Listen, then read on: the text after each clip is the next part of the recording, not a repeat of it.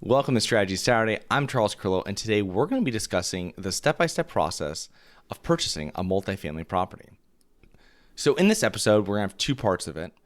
In the first portion of it, I'm going to talk more about prior to purchasing a property, and the second part of it is going to be actually the process of purchasing a property, and all within this one episode. So before you're buying a property, make sure that you've set your goals, 1, 5, 10, and 15-year goals, and knowing that what you're trying to achieve when you're purchasing a property. I call it performing a self-evaluation. I did an episode on Strategy Saturday a few episodes back where you can check that out for the in-depth, detailed version of it. But figuring out in a brief what you're good at, what you need assistance with, what are your resources? So if you have money, maybe you have experience, maybe you have partners that have the other one that you don't have. Set your investment criteria. You want to pick the markets, possibly the neighborhoods, number of units you're looking for, purchase price, and the class of property that you're targeting. Start building your team and keep all the contacts in a CRM. When I'm looking for team members, I'm usually trying to utilize the team members of other investors in my market. Preferably ones that are buying similar sized properties to me, because then you know that the people that they're working with will work with that class of properties. Brokers, you want to start finding brokers in your markets, in the neighborhoods that focus on your target properties. Start looking for property managers. Find brokers and property managers on LoopNet. So ask brokers, if they're selling a property, who would you have manage this property, and get their information. Start reaching out to lenders, brokers, local banks, and credit unions. You need at least one broker that works with agency debt. Agency debt is Fannie, Freddie Mac when you have loans over $1 million. So that's a very important thing to have in your CRM. You want to find a nationwide insurance agent.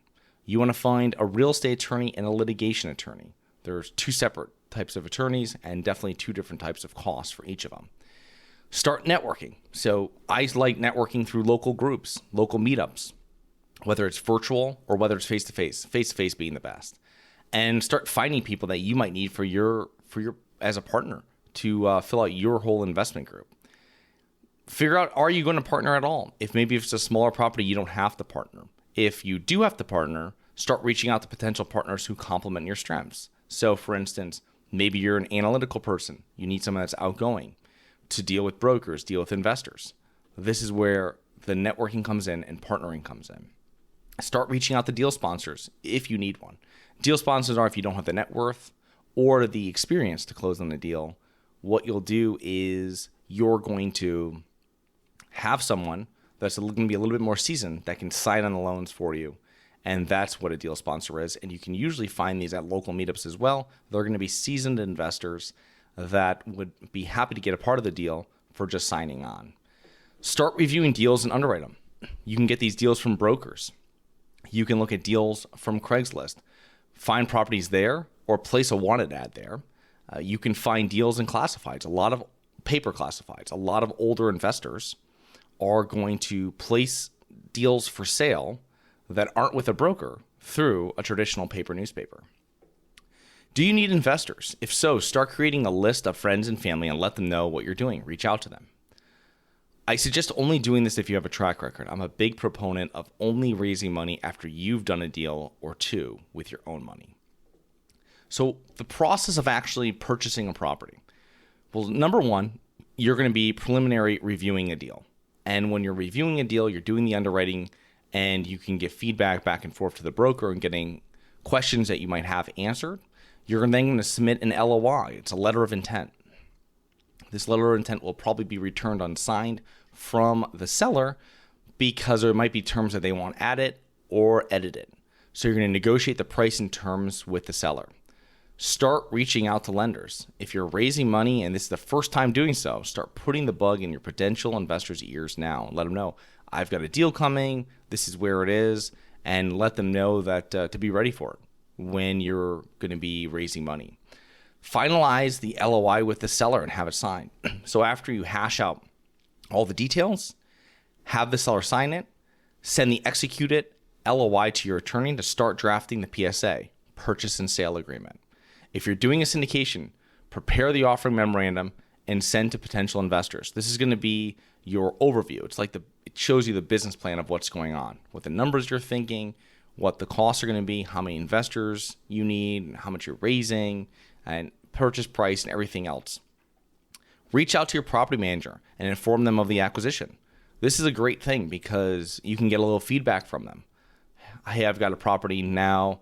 I'm going for under contract here or under LOI at this point, because you haven't really probably put up any money at this point. You're still doing the PSA. So this is a great time to get some feedback from your property manager. Or if it sounds like they're feel it's good as well, you can then let them know, I'm going to reach out to you in the next couple of weeks, and let's set up a time for doing the inspection when I find out when that's going to be. Start preparing for inspections and due diligence. Reach out to inspectors, have them accordingly set with the property manager. If you're doing a syndication, reach out to your SEC attorney. Start your due diligence over the next 2 to 4 weeks. Due diligence, you're going to be reviewing leases, utility bills, bank statements, financials, review everything. And there's going to be a number of documents, and there's going to be a number of documents that you're going to be asking for, and there's going to be a number of documents that you're waiting on from the seller.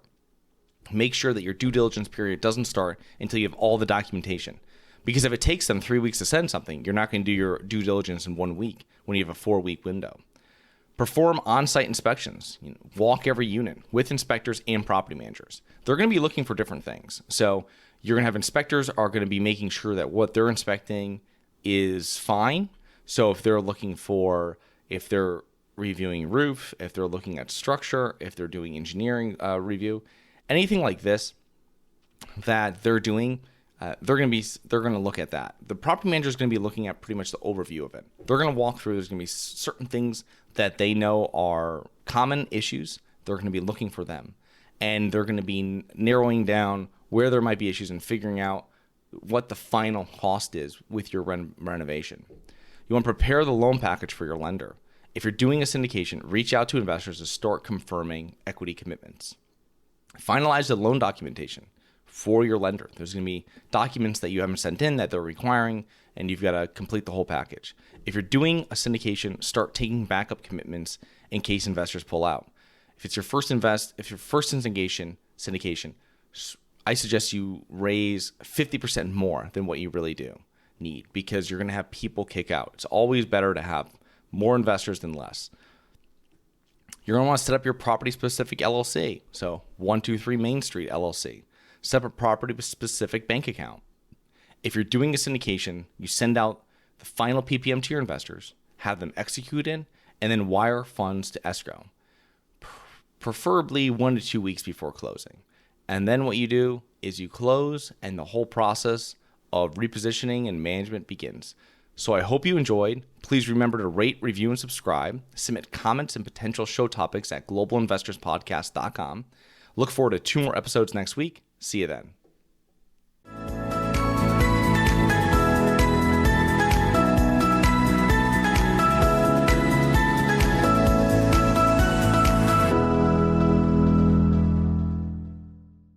Nothing in this episode should be considered specific, personal, or professional advice. Any investment opportunities mentioned on this podcast are limited to accredited investors. Any investments will only be made with proper disclosure, subscription documentation, and are subject to all applicable laws. Please consult an appropriate tax, legal, real estate, financial, or business professional for individualized advice. Opinions of guests are their own. Information is not guaranteed. All investment strategies have the potential for profit or loss. The host is operating on behalf of Syndication Superstars Incorporated exclusively.